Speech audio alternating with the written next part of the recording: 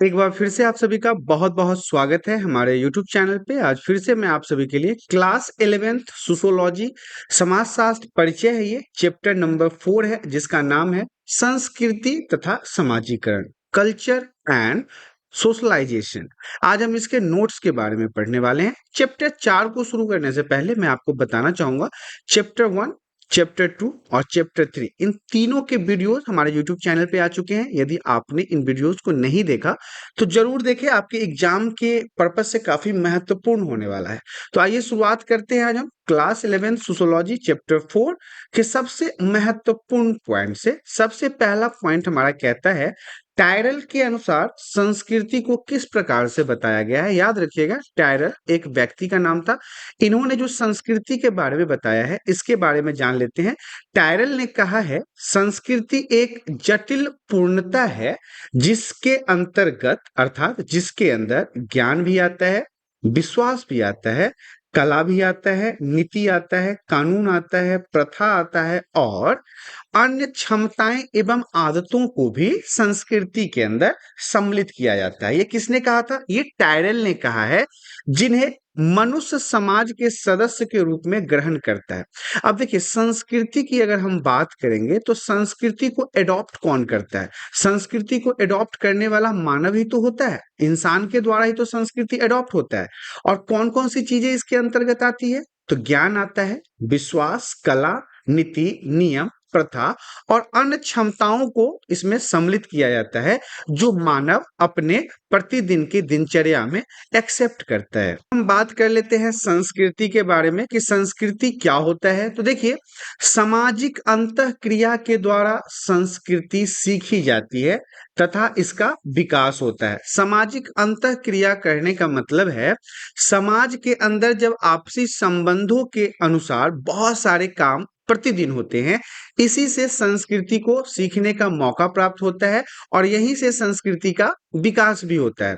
सोचने, अनुभव करने और विश्वास करने का यह एक तरीका है। अगर आपसे पूछा जाए संस्कृति के बारे में तो आप बताएंगे संस्कृति जो है वो एक सोचने का तरीका है, अनुभव करने का तरीका है और विश्वास करने का, बिलीविंग पावर का है, जो है एक बिलीव पावर है जो संस्कृति के अंतर्गत आता है। नेक्स्ट पॉइंट हमारा कहता है लोगों के जीने का एक संपूर्ण तरीका है। इंसान को उनके जीवन जीने के तरीकों के बारे में संस्कृति बताता है। व्यवहार का एक सारांश है, कैसे एक व्यक्ति का दूसरे व्यक्ति के साथ रिलेशन होना चाहिए, व्यवहार होना चाहिए, कैसे संबंध होना चाहिए, ये भी इंसानों को संस्कृति के द्वारा पता चलता है। सीखा हुआ व्यवहार, मैंने आपको पहले ही बताया था कि हमारे समाज में प्रतिदिन व्यक्तियों के द्वारा जो कार्य होते हैं उन्हीं के अंदर से ये संस्कृति निकलता है, इसीलिए इसे हम सीखा हुआ व्यवहार कहते हैं। सीखी हुई चीजों का एक भंडार भी है संस्कृति। सामाजिक धरोहर के रूप में भी संस्कृति को देखा जाता है जो व्यक्ति अपने समूह से प्राप्त करता है। जिस समाज में हम रहते हैं उसमें, भारत में तो आपको पता है विविधता का देश है, अलग अलग जगह अलग अलग संस्कृतियां हैं और हर एक समाज में ये सारी संस्कृतियों को देखा जाता है जो व्यक्ति समाज से ही सीखता है। इसके अलावा व्यवहार के मानकीय नियमिताकरण हेतु यह एक साधन है। व्यवहार कहने का मतलब है हमारा व्यवहार दूसरे व्यक्ति के प्रति कैसा है, इसको नियमित करने के लिए भी संस्कृति को एक साधन के रूप में देखा जाता है। पॉइंट हमारा कहता है संस्कृति के आयाम। अब हम संस्कृति के आयाम के बारे में जान लेते हैं। VVI पॉइंट रहेगा ये, संस्कृति के आयाम। पहला पॉइंट हमारा कहता है संस्कृति का संज्ञानात्मक पक्ष। तो देखिए, संज्ञानात्मक का संबंध समझ से होता है, दिमाग से होता है, समझदारी से होता है। अपने वातावरण से प्राप्त होने वाली सूचना को हम कैसे उपयोग करते हैं, ये संस्कृति का संज्ञानात्मक पक्ष के रूप में जाना जाता है। तो यदि आपसे संस्कृति के आयाम के बारे में पूछा जाए तो सबसे पहले पॉइंट में आप संस्कृति का संज्ञानात्मक पक्ष के बारे में बताएंगे। संज्ञानात्मक पक्ष का संबंध किसी व्यक्ति के समझ से होता है, उनके दिमाग से होता है और ये वातावरण से प्राप्त होने वाली सूचना को हमें कैसे उपयोग करते हैं इसके बारे में बताता है।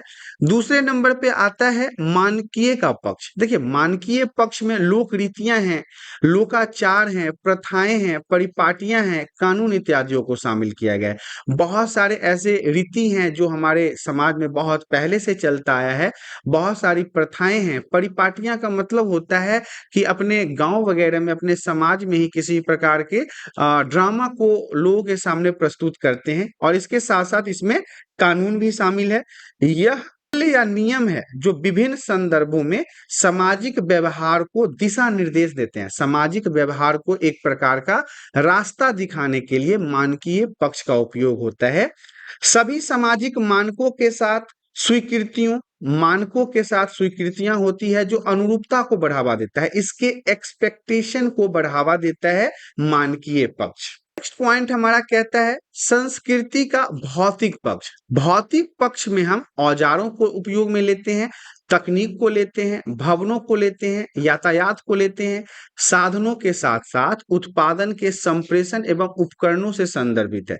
इसमें हम जब भी संस्कृति का भौतिक पक्ष रखेंगे तो इसमें आप सड़क ले सकते हैं, आप इसमें औजार वगैरह ले सकते हैं जिनके उपयोग से हम नए नए मशीनरियों का उपयोग करते हैं, टेक्नोलॉजी को ले सकते हैं, भवनों को ले सकते हैं, मॉल को ले सकते हैं। आज के समय में तो आपने बड़ी बड़ी बिल्डिंग्स देखे होंगे। ये सब संस्कृति का भौतिक पक्ष है जो इंसानों ने खुद के सुविधा के लिए बनाया है। नेक्स्ट पॉइंट हमारा कहता है संस्कृति के दो मुख्य आयाम क्या क्या हैं। तो संस्कृति के दो मुख्य आयाम में सबसे पहला पॉइंट तो है भौतिक आयाम। भौतिक आयाम जो है वो उत्पादन बढ़ाने के लिए, जीवन स्तर को ऊपर उठाने के लिए एक महत्वपूर्ण आयाम के रूप में जाना जाता है।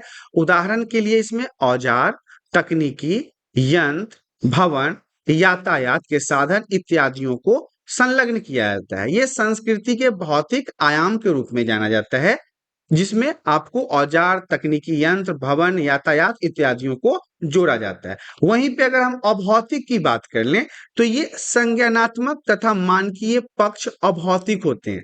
याद रखिएगा, ये जितने भी जाति है, प्रथाएं हैं, संस्कृति है, लोक रीतियां हैं, ये सब जो है वो अभौतिक होते हैं। उदाहरण के लिए यहाँ पे आपको बताया गया प्रथाएं जो हैं वो अभौतिक के अंतर्गत आते हैं। संस्कृति के एकीकृत कार्यों हेतु, मतलब संस्कृति को एक जगह पे लाने के लिए अभौतिक आयामों को एकजुट होकर कार्य करना चाहिए। जितने भी अभौतिक आयाम हैं उन्हें एक साथ मिलकर काम करना चाहिए। सांस्कृतिक पिछड़न, मतलब संस्कृति में पिछड़े हुए लोग और पिछड़ा हुआ समाज भौतिक आयाम तेजी से बदलते हैं। तो मूल्यों में ऐसे मानकों की दृष्टि से अभौतिक पक्ष और पिछड़ सकता है और पीछे की ओर जा सकता है। इससे संस्कृति के पिछड़ने की स्थिति उत्पन्न हो सकती है। पॉइंट हमारा कहता है भौतिक संस्कृति एवं अभौतिक संस्कृति में क्या अंतर है। VVI पॉइंट रहेगा, आपके एग्जाम में आपसे ये सारी चीजें पूछी जा सकती है कि भौतिक और अभौतिक संस्कृति में क्या अंतर है। तो देखिए, एक तरफ आपको भौतिक संस्कृति दिख रहा होगा, दूसरी तरफ आपको अभौतिक संस्कृति दिख रहा होगा। तो भौतिक संस्कृति मूर्त होती है। याद रखिएगा, भौतिक संस्कृतियां जो होती है मूर्त होती है, जिसे हम देख सकते हैं, छू सकते हैं, महसूस कर सकते हैं। जैसे क्या है, किताब है, पेन है, कुर्सी है, कूलर है, एसी है, माइक है, फोन है। ये सारी चीजें क्या है, ये सारी चीजें भौतिक संस्कृति हैं। वहीं पे अगर हम अभौतिक संस्कृति की बात करें, अभौतिक संस्कृति अमूर्त होती है, जिसे हम देख नहीं सकते, छू नहीं सकते, सिर्फ और सिर्फ महसूस कर सकते हैं। जैसे विचार हो गया, आदर्श हो गया, ये सारी चीजें क्या है, अभौतिक संस्कृति के अंतर्गत आता है। वहीं पे दूसरा पॉइंट हमारा भौतिक संस्कृति के बारे में कह रहा है कि भौतिक संस्कृति को हम गुणात्मक रूप से माप सकते हैं। किलो, मीटर, इन सभी चीजों के माध्यम से हम इनको माप सकते हैं।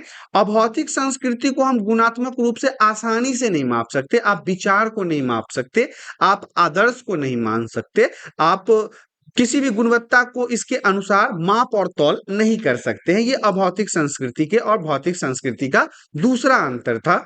पॉइंट हमारा कहता है भौतिक संस्कृति में परिवर्तन तेजी से आते हैं। याद रखिएगा, भौतिक संस्कृति की अगर बात कर ले तो इसमें जो परिवर्तन है वो बहुत तेजी से आता है, क्योंकि संसार में परिवर्तन तेजी से ही आते हैं। लेकिन अभौतिक संस्कृति में परिवर्तन बहुत धीरे धीरे आता है। इसमें परिवर्तन की जो गति होती है ना वो बहुत स्लो होती है।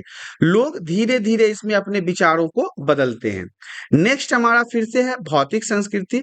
भौतिक संस्कृति में किसी चीज का आविष्कार होता है और इसका लाभ कोई भी व्यक्ति एवं समाज उठा सकता है, लेकिन अभौतिक संस्कृति में तथ्यों का लाभ सिर्फ उसी समाज के सदस्य उठा सकते हैं जो उस समाज से रिलेशन में रहते हैं।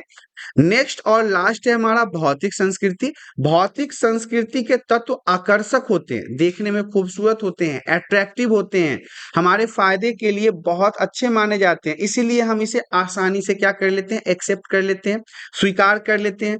लेकिन अभौतिक संस्कृति भौतिक संस्कृति के तत्व आकर्षक नहीं होते, इसीलिए हम इसमें आने वाले परिवर्तनों को आसानी से स्वीकार भी नहीं कर पाते, एक्सेप्ट नहीं कर पाते, क्योंकि ये बहुत ज्यादा अट्रैक्टिव नहीं होते भौतिक संस्कृति की अपेक्षा। तो ये हमारा भौतिक और अभौतिक संस्कृति के बीच के अंतर के बारे में था। पॉइंट हमारा कहता है कानून एवं प्रतिमान में क्या अंतर है। तो याद रखिएगा कानून और प्रतिमान भी वीवीआई पॉइंट रहेगा आपके एग्जाम के लिए। अक्सर एग्जाम में पूछा जाता है कानून एवं प्रतिमान के बीच के अंतर को बताएं। तो पहला पॉइंट इसके अंदर है कि मापदंड स्पष्ट नियम होता है। याद रखिएगा मापदंड जो है वो स्पष्ट नियम है, जबकि कानून स्पष्ट नियम नहीं होता है। कानूनी सरकार द्वारा नियम के रूप में परिभाषित औपचारिक स्वीकृति है, ऑफिशियल एग्रीमेंट है। कानून पूरे समाज पर लागू होता है तथा कानून का उल्लंघन करने पे जुर्माना या सजा दोनों हो सकता है कार्यपालिका और न्यायपालिका के माध्यम से। नेक्स्ट पॉइंट हमारा कहता है कानून जो है वो सार्वभौमिक रूप से स्वीकृत किए जाते हैं। समाज में सभी लोगों को कानून को मानना जरूरी है, जबकि मानक सामाजिक परिस्थिति के अनुसार उपयोग में लाया जाता है और इसे बदला और समाप्त भी किया जा सकता है। नेक्स्ट पॉइंट हमारा कहता है पहचान। पहचान विरासत में नहीं मिलती, पहचान आपको खुद बनाना पड़ता है, अपितु यह व्यक्ति तथा समाज को इनके दूसरे व्यक्तियों के साथ संबंधों से प्राप्त होती है। आपका संबंध दूसरे व्यक्तियों के साथ कैसा है, आपका कितने व्यक्तियों के साथ रिलेशन है, ये आपकी पहचान को दर्शाता है। आधुनिक समाज में प्रत्येक व्यक्ति सी भूमिकाएं अदा करता है, मतलब कि एक व्यक्ति कई सारे कैरेक्टर को जीता है। ये हमने पहले के चैप्टर में भी पढ़ा है कि एक व्यक्ति कई अलग अलग कैरेक्टर को जीता है। किसी भी संस्कृति की अनेक उप संस्कृतियां हो सकती है। ये एक नंबर का वेरी वेरी इंपॉर्टेंट पॉइंट रहेगा। जब भी हम बात करेंगे तो ये हम जरूर बात करेंगे कि किसी भी संस्कृति की अगर हम बात करें तो उसके कई सारे उप संस्कृति हो सकते हैं। जैसे संभ्रांत तथा कामकर वर्ग में युवा की और उप संस्कृतियों की पहचान शैली, रुचि तथा संघ से की जा सकती है। जब संस्कृतियों की उप संस्कृतियां बनती है तो उनको पहचानने के लिए शैली का उपयोग होता है, रुचि का उपयोग होता है और संघ का उपयोग होता है। नेक्स्ट पॉइंट हमारा कहता है निर्जातीयता। निर्जातीयता से आशय अपने सांस्कृतिक मूल्यों का अन्य सांस्कृतिकों के लोगों के व्यवहार तथा आस्थाओं का मूल्यांकन करने के लिए प्रयोग करने से है। जब हम किसी एक संस्कृति को दूसरे संस्कृति के साथ मूल्यांकन करने लगते हैं तो इसे हम निर्जातीयता कहते हैं। जब संस्कृति एक दूसरे के संपर्क में आती है, जब दो अलग अलग संस्कृतियां एक दूसरे के संपर्क में आती है, तभी निर्जातीयता की उत्पत्ति होती है। याद रखिएगा जब हम कंपेयर करते हैं, मूल्यांकन करते हैं, तभी उससे हमें अच्छी और बुरी चीजें निकलकर सामने आती है और यहीं से निर्जातीयता की उत्पत्ति भी होती है। नेक्स्ट पॉइंट इसी में हमारा कहता है निर्जातीयता विश्व बंधुता के विपरीत है, जो कि संस्कृति को उनके अंदर के कारण महत्व देती है। देखिए संस्कृति के और उनके अंतर के महत्व का कारण देने का मतलब है कि निर्जातीयता जो है वो विश्व बंधुता के विपरीत है। मतलब विश्व के जो वैश्वीकरण के साथ कई सारे देशों का आपस में एक ही ग्राम के रूप में विकसित हो रहे हैं, तो यहाँ पे यह इसके विपरीत माना जाता है। पॉइंट हमारा कहता है सामाजिक परिवर्तन। अब हम जान लेते हैं कि सामाजिक परिवर्तन क्या होता है।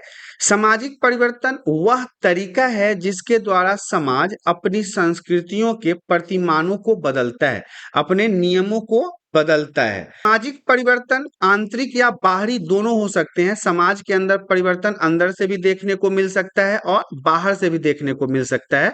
बात कर लेते हैं आंतरिक परिवर्तन में, तो आंतरिक परिवर्तन में कृषि या खेती के नई नई पद्धतियां हो सकती है। वहीं पे अगर हम बाहरी परिवर्तन की बात कर लें तो हस्तक्षेप हो गया, जीत हो गया, औपनिवेशीकरण के रूप में, ये सब बाहरी सामाजिक परिवर्तन हो सकता है। प्राकृतिक वातावरण में परिवर्तन जो है वो अन्य संस्कृतियों से संपर्क या उन्मूलन की प्रक्रियाओं द्वारा सांस्कृतिक परिवर्तन हो सकते हैं। नेक्स्ट पॉइंट हमारा कहता है क्रांतिकारी परिवर्तन। क्रांतिकारी परिवर्तनों की शुरुआत राजनीतिक हस्तक्षेप, तकनीकी खोज, पारिस्थितिकीय रूपांतरण के कारण हो सकता है। याद रखिएगा, जब भी हम क्रांतिकारी परिवर्तन की बात करेंगे तो ये याद रखिएगा कि इसमें राजनीतिक हस्तक्षेप हो सकता है, तकनीकी खोज हो सकता है और पारिस्थितिकीय रूपांतरण के कारण क्रांतिकारी परिवर्तन हो सकता है। उदाहरण के लिए फ्रांसीसी क्रांति आपने पढ़ा था क्लास 9th में, तो फ्रांसीसी क्रांति में राजतंत्र को समाप्त किया गया और इसके अलावा इलेक्ट्रॉनिक्स तथा मुद्रण भी जो है वो एक क्रांतिकारी परिवर्तन के दौरान ही उदाहरण के रूप में देखा जाता है। नेक्स्ट पॉइंट हमारा कहता है प्राथमिक समाजीकरण से आप क्या समझते हैं। तो बच्चों का प्राथमिक समाजीकरण उसके शिशु काल तथा बचपन से शुरू हो जाता है। ये बच्चे का सबसे महत्वपूर्ण एवं निर्णायक स्तर होता है। अगर हम प्राथमिक समाजीकरण की बात करें तो याद रखिएगा, एक बच्चे का प्राथमिक समाजीकरण उसके बचपन से शुरू हो जाता है और यह बच्चे का सबसे महत्वपूर्ण एवं निर्णायक स्तर होता है। बच्चा अपने बचपन से ही इस स्तर मूलभूत व्यवहार को सीख लेता है और समाज के अंदर धीरे धीरे इसे इंप्लीमेंट करना भी शुरू कर देता है। वहीं पे अगर हम द्वितीयक समाजीकरण की बात कर लें तो द्वितीयक समाजीकरण बचपन की अंतिम अवस्था से शुरू होकर जीवन में परिपक्वता आने तक चलता रहता है। जब बचपन लास्ट स्टेज पे होता है और इंसान एक जवान और वयस्क व्यक्ति की तरह कार्य करने लगता है, तब तक ये चलता रहता है। समाजीकरण के प्रमुख अभिकरण के बारे में भी जानना बहुत जरूरी है, क्योंकि इसमें पहले पॉइंट पे परिवार आता है, दूसरे पे समकक्ष जिसमें मित्र वगैरह लोग आते हैं, तीसरे पे विद्यालय आता है, चौथे पे जन माध्यम आता है। जन माध्यम के मतलब हो गए लोगों के साथ जो विचार आदान प्रदान होते हैं। इसके अलावा अन्य समाजीकरण अभिकरण भी आता है। समाज में और भी कई सारी गतिविधियां होती है जिससे समाजीकरण के प्रमुख अभिकरण के रूप में देखा जाता है। नेक्स्ट पॉइंट हमारा कहता है समाजीकरण की प्रक्रिया एक जटिल प्रक्रिया है जिसमें अनेक संस्थानों और अभिकरणों का योगदान होता है। समाजीकरण के प्रमुख अभिकरण इस प्रकार हैं। अभी मैंने आपको कुछ पॉइंट्स बताए थे, परिवार, समकक्ष, समूह, मित्र, विद्यालय, जन माध्यम, इन सभी को एक बार समझ लीजिए। सबसे पहले हम पहले पॉइंट परिवार से शुरुआत करते हैं। समाजीकरण करने वाली संस्था या अभिकरण के रूप में परिवार का महत्व जो है वो वास्तव में असाधारण होता है। बच्चा पहले परिवार में ही तो जन्म लेता है और इसीलिए तो सबसे पहले उसके शिक्षक के रूप में उनके माता पिता जाने जाते हैं। इस रूप से वो क्या करता है, परिवार की सदस्यता ग्रहण कर लेता है और यहीं से सामाजिकता को पढ़ना शुरू कर देता है। दूसरे नंबर पे क्या है, समकक्ष, समूह, मित्र या क्रीड़ा समूह। क्रीड़ा समूह का मतलब होता है खेलने वाले मित्र जिनके साथ हम किसी प्रकार के खेल को खेलते हैं। बच्चों के मित्र या उनके साथ खेलने वाले समूह भी एक महत्वपूर्ण प्राथमिक समूह होते हैं। इसके कारण बच्चों में सामाजिकरण की प्रक्रिया इनका बहुत ज्यादा प्रभावशाली स्थान होता है। बच्चों के साथ रहते रहते वो सामाजिकता सीखते हैं, उनके साथ बातचीत करने की क्रिया को सीखते हैं, बोलने की क्रिया को सीखते हैं। नेक्स्ट नंबर पे आता है विद्यालय, स्कूल। तो विद्यालय एक औपचारिक संगठन है, एक ऑफिशियल संगठन है जहां पे आपको सामाजिकता के बारे में सिखाया जाता है औपचारिक पाठ्यक्रम के साथ। आप औपचारिक कैसे आप अपने बुक के साथ नॉलेज को सीखेंगे। इसके अलावा बच्चों को सिखाने के लिए कुछ अप्रत्यक्ष पाठ्यक्रम भी होते हैं जिनके माध्यम से विद्यालय में बच्चों को विद्यालय की सामाजिक संस्थाओं के बारे में बताया जाता है। बात करेंगे अन्य समाजीकरण अभिकरण के बारे में। पहला पॉइंट है इसमें, सभी संस्कृतियों में कार्यस्थल का ऐसा महत्वपूर्ण स्थान होता है जहां समाजीकरण की प्रक्रिया चलती है। उदाहरण के लिए धर्म है, सामाजिक जाति है, वर्ग है आदि। ऐसे एग्जाम्पल हैं अन्य समाजीकरण अभिकरण के बारे में। तो ये सारे जो चैप्टर के महत्वपूर्ण पॉइंट्स थे वो यहाँ पे समाप्त हो गए हैं और इन पॉइंट्सों को आपको सही तरीके से पढ़ लेना है। यदि कोई पॉइंट समझ में नहीं आता है तो आप हमें कमेंट करके बता सकते हैं। हम कोशिश करेंगे कि आपको उन पॉइंटों को फिर से एक बार समझाया जाए ताकि आपके लिए चैप्टर आसान हो जाए। तो आशा करता हूँ कि वीडियो में दी गई जानकारी आप सभी को पसंद आया होगा। जानकारी पसंद आया तो वीडियो को लाइक करें, चैनल में पहली बार आए तो चैनल को सब्सक्राइब करें ताकि इसी प्रकार के एजुकेशनल वीडियो आपको हमेशा प्राप्त होता रहे। आज के लिए इतना ही, धन्यवाद।